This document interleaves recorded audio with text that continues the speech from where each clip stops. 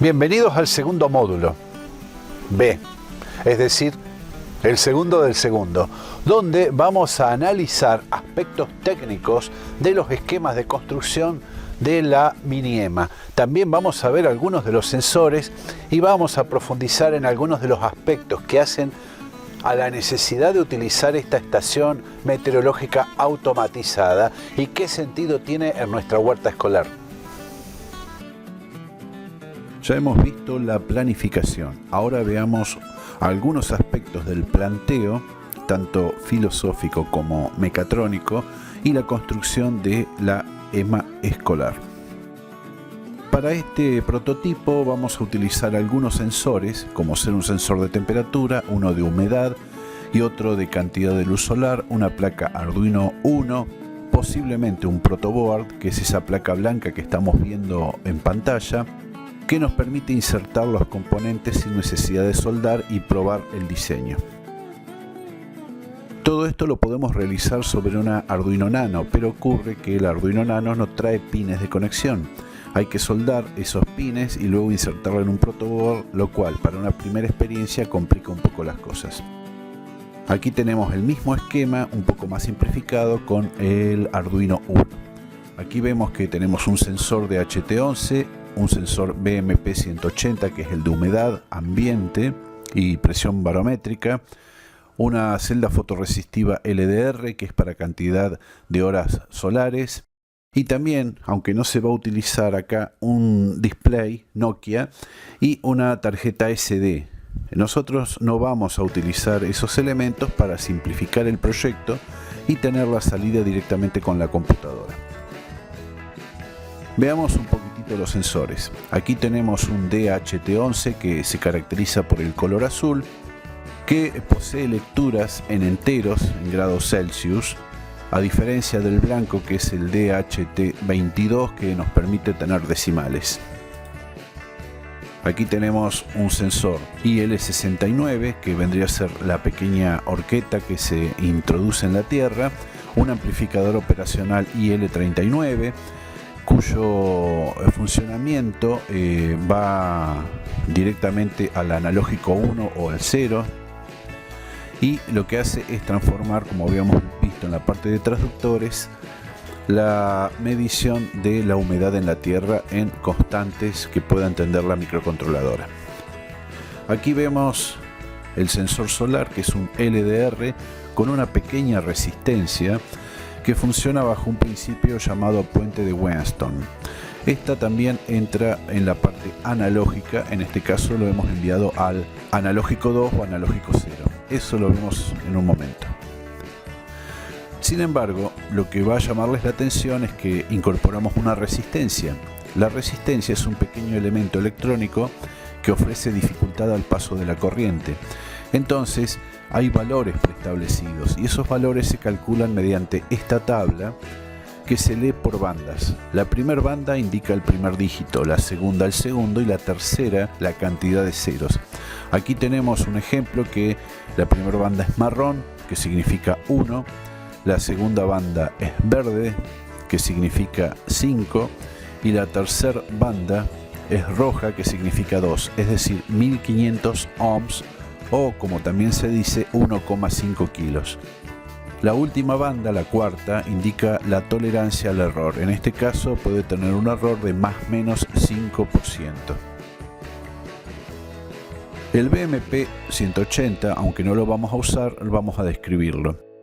Trabaja con el analógico 4 y 5, SCL y SDA, es decir, datos y reloj, y requiere agregar librerías específicas. Si se puede incluir en el proyecto, mejor, porque daría mucha información relevante y además es interesante trabajar con este artefacto.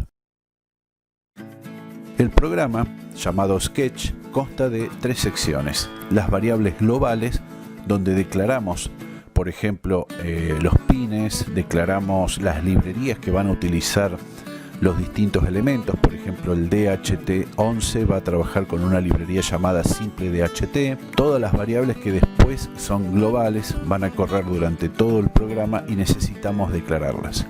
Luego de las variables globales viene una pequeña sección llamada Setup. que se caracteriza por comenzar con Void Setup. El Void Setup en este caso está configurando la comunicación serial a 9600 baudios. Luego del Setup viene la función Loop. Loop es una función iterativa, es decir, es la que hace que funcione la microcontroladora cada tanto tiempo. Acá hemos colocado un montón de código en el cual lee los sensores y envía la información, en este caso a la computadora, cada 5 segundos. Es decir, al final de la función loop tenemos un delay de 5000 milisegundos, es decir, 5 segundos. Si quisiéramos hacer que esto demorara, por ejemplo, 5 minutos, tendríamos que hacer la cuenta en milisegundos y colocar la cifra en ese lugar. Aquí tenemos un ejemplo de funcionamiento.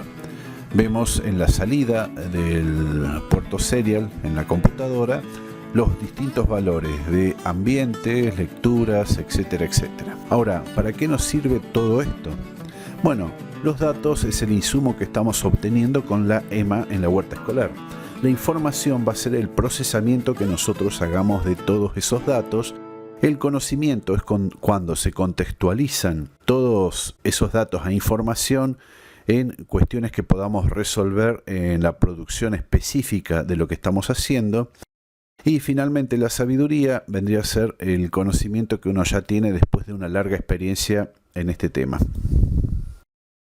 Un ejemplo, la EMA toma datos meteorológicos diarios de la huerta, que son muy similares a los que daría el sistema del Servicio Meteorológico Nacional. Esos datos se traducen en cómo reaccionan las plantas a esas variables ambientales, es decir, a la cantidad de sol, a la humedad, al frío, etc. Esos estados de reacción se llaman fenología, es decir, cómo responde la planta en su desarrollo. Aquí vemos un ejemplo de la vid. Vemos que según el estado fenológico tiene una letra o un número. Con eso vamos identificando las distintas etapas. Si hay frío, hay ciertos cultivos o producciones que se retrasan. Si hay calor, hay otros cultivos que también sufren y pueden retrasarse o adelantarse. Si hay humedad o falta de humedad, y así sucesivamente. Eso nos permite determinar, por ejemplo, si hubiese mucha humedad, la aparición de alguna plaga o enfermedad. Vamos, por ejemplo, a un cultivo de huerta donde mucha humedad, pocas horas de sol pueden generar hongos o pueden generar la aparición de plagas o enfermedades. Por ejemplo, podrían ser estos animalitos que vemos acá, las moscas, el minador, etcétera, etcétera. Todo eso lo sabemos porque los datos los vamos guardando históricamente en un Excel y vamos corroborando la fenología y la fitopatología, es decir, en tal fecha que tomamos los datos de temperatura, de humedad, de esto y del otro, vemos, por ejemplo, un estado fenológico concreto. Por ejemplo, aparecen las yemas que después van a florecer o están floreciendo, digamos, los limoneros o los cítricos, o está brotando, emergiendo la selga, etcétera, etcétera, y la aparición o no de insectos o de plagas que puedan arruinar esa producción. Aquí tenemos unos ejemplos de planillas que podríamos utilizar y que esperamos que sean de utilidad para darle sentido a todo este trabajo, ya que la mecatrónica es una herramienta y nosotros tenemos que desarrollar las técnicas, es decir, los procedimientos para que eso funcione. Por sí solo la toma de datos no resuelve nada. Tenemos que corroborarlo con el ambiente, con la fitopatología, con la fenología y sacar nuestras conclusiones. O también consultar con los ingenieros agrónomos del INTA para que nos puedan orientar sobre qué aspectos están sucediendo o pueden suceder. Un ejemplo muy sencillo: según la cantidad de horas de sol acumuladas, es posible que un cultivo se desarrolle. Por ejemplo, un zapallo. ¿Cuántas horas de sol requiere un zapallo? Esas horas son acumuladas. Nosotros, con estas planillas, podemos ir calculando la cantidad de horas que faltan para que el zapallo madure. Ya hemos visto los planteos y algunas consideraciones. Ahora hagamos unas observaciones. La primera, el display, que es una pequeña pantallita, es opcional. No significa que lo vayamos a utilizar, pero si ustedes lo desean voy a subir los esquemas a la plataforma para incorporarlo. El segundo elemento opcional es el BMP180, que es un sensor de presión barométrica. También es opcional porque presenta algunas complejidades y a veces es un poquitito caro también. Y el tercer elemento, que en realidad son dos, es una tarjeta SD para que grabe los datos en la estación meteorológica sin necesidad de estar conectada con la computadora, y un RTC, que es un reloj de tiempo real que cuando guarda los datos nos referencia la fecha y la hora para que tengamos el log completo y como corresponde. Vamos a comenzar la descripción del uso de estos sensores con el más sencillo de todos, que es el LDR GL55. Esto es una fotoresistencia, es decir, una resistencia que varía su valor resistivo según la cantidad de luz que incida sobre ella. Acá en el diagrama estamos viendo la fotocelda, estamos viendo una resistencia que es necesaria para conformar el puente de Weatherstone y el diagrama de ese puente, que es lo que vamos a utilizar con el Arduino. Por un lado tenemos el positivo de 5 voltios, por el otro lado el negativo, una resistencia y la salida del cable de datos. La sensibilidad de este instrumento está dada por el bus de datos de Arduino, que es 2 a la décima, es decir 1024 valores. Si dividimos los 5 voltios máximo que trabaja el Arduino sobre 1024, nos da que cada paso tiene una sensibilidad de 4,88 milivoltios y puede medir de 0 a 1023 valores. Las curvas de características que estamos viendo acá son sumamente importantes para nuestro trabajo. Veamos. Aquí la primera es cómo va variando la resistencia según la luz que le va incidiendo. A mayor luz, menor resistencia. Aquí una comparativa con el ojo humano y el LDR. En la curva continua, que es el ojo humano, observamos que tiene una respuesta más acotada que el LDR. El LDR, aunque no es tan proporcional como el ojo, posee una curva más amplia que permite detectar espectros que a lo mejor el ojo no ve. Aquí vemos cómo incide la temperatura en grados Kelvin sobre la energía que desplaza la fotocelda. Esto es para calibrar y para medir qué sensibilidad tiene, por ejemplo, a ciertas temperaturas de luz. Todos sabemos que las luces, según cómo es generada, pueden tener mayor o menor temperatura. La luz solar se estima que suele estar entre 5700 y 6000 grados Kelvin. Sin embargo, lo que más nos va a interesar son estas dos curvas. En esta vamos a ver cómo reacciona nuestro LDR al calor. Es notorio que cuando se aplica calor varía la resistividad, entonces va a tener un rango acotado de precisión. Si quisiéramos utilizar un LDR para medir los vatios por metro cuadrado que inciden sobre una superficie, estaríamos con un serio problema porque no posee precisión. Sin embargo, para contabilizar en unidades de 0 a 1023 valores, sí funciona perfectamente porque estaríamos contabilizando cantidad de horas de sol, dentro de un rango que vamos a definir, que podría ser un número hasta un número que es considerado como penumbra y de ahí en adelante como luz. El LDR se puede utilizar digitalmente de esta manera. En este caso lo que hace es activar, por ejemplo, cuando recibe un predeterminado valor o superior a ese valor, y realizar una acción. Aquí no contabiliza, simplemente activa o desactiva como una fotocelda.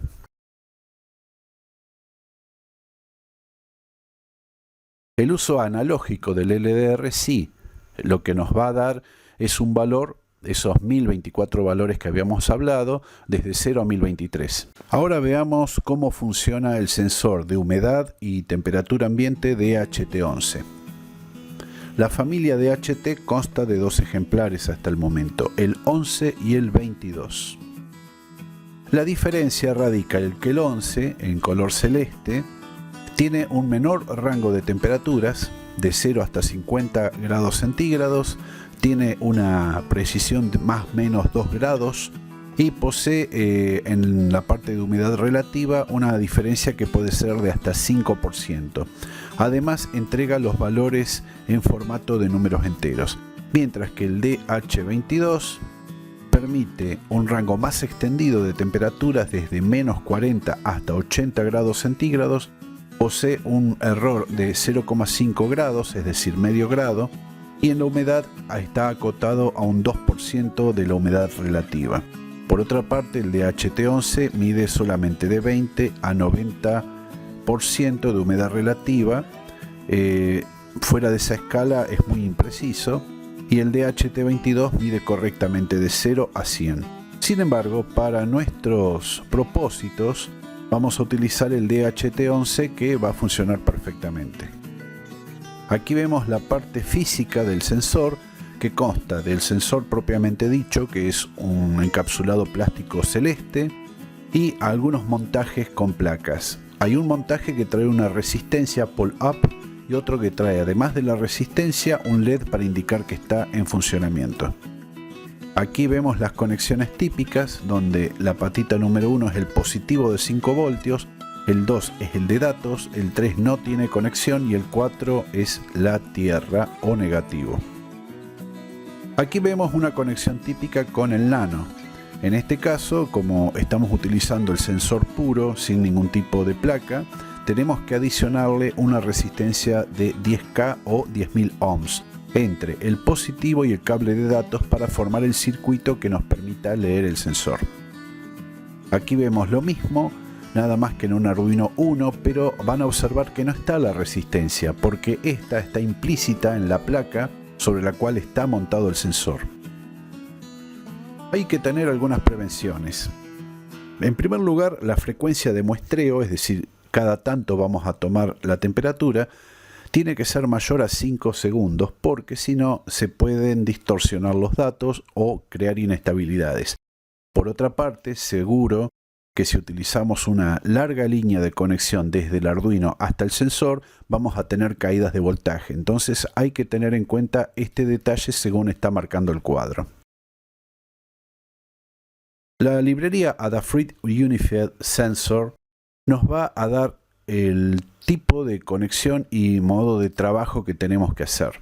En las variables globales incluimos la librería DHT, incluimos el DHT pin, que vendría a ser la definición de cuál pin digital es el que está trabajando los datos, en este caso el número 2, el D2, y especificamos qué tipo de sensor estamos utilizando, en este caso el DHT11. Posteriormente a esto se inicializan las variables con esta última orden.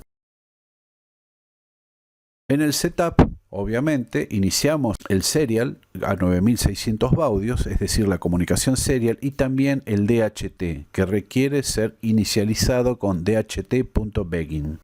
En el loop ocurre lo que ya sabemos, se repite una y otra vez cada tanto, y aquí lo que hace en primer lugar es tener un delay de 5 segundos para darle esa prevención de estabilidad.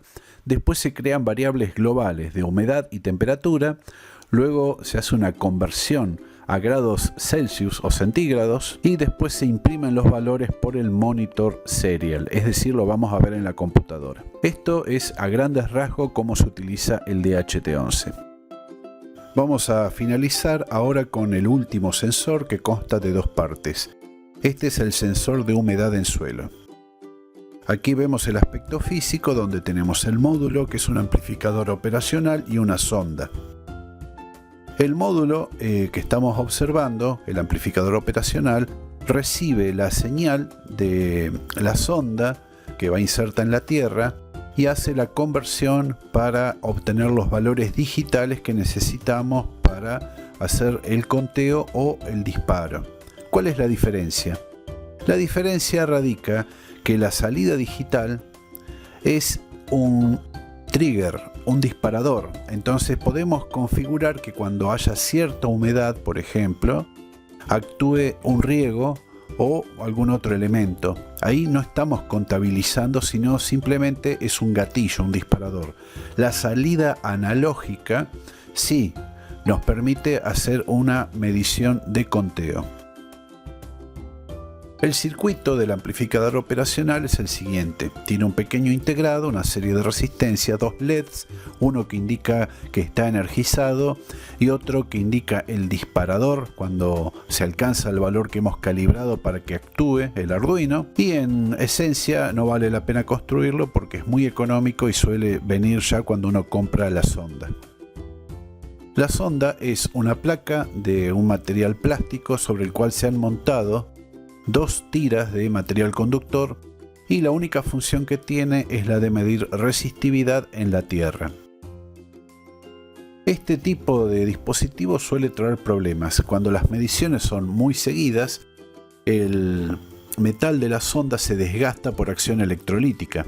Una de las soluciones implementadas es distanciar las mediciones, es decir, no la haga una por segundo, sino una cada media hora, lo cual permitiría que dure un poquitito más. Sin embargo, si queremos utilizar este esquema, podemos reemplazar tranquilamente la sonda por dos clavos de acero inoxidable de la misma longitud y conectados al módulo amplificador, o bien cambiar por una sonda capacitiva que son muy onerosas. El rango de medición para la parte analógica es la de siempre, es 2 a la décima. Esto ya lo hemos explicado, así que la sonda nos va a dar de 0 a 1023, es decir, del valor más húmedo al más seco, pero tiene poca precisión y requiere una calibración del instrumento como para que nosotros podamos determinar cuán seco está ese terreno.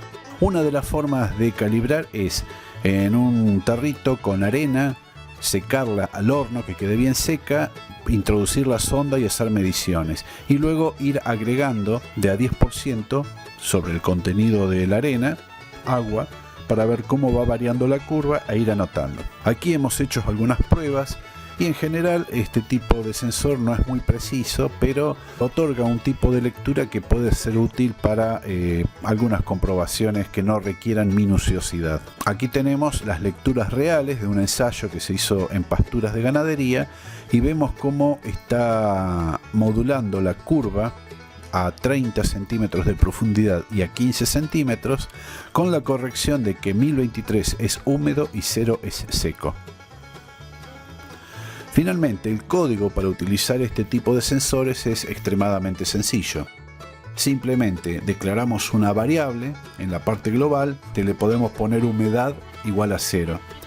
En el setup no hay que colocar nada y después en el loop simplemente leemos el puerto analógico 0, porque esto está conectado al analógico 0, y tomando ese valor lo imprimimos directamente por monitor serial y le provocamos un delay que en este caso es un poco corto, es de 2 segundos, pero le podemos colocar, al igual que al sensor de temperatura de HT11, 5 segundos o más. Lo ideal es que este tipo de aparatos tome mediciones cada 10 segundos, así le da tiempo de reposar. Con esto estamos finalizando el segundo módulo versión B. Ahora en el próximo pasaremos a algunos detalles constructivos y a programarlo para que funcione. Hasta la próxima.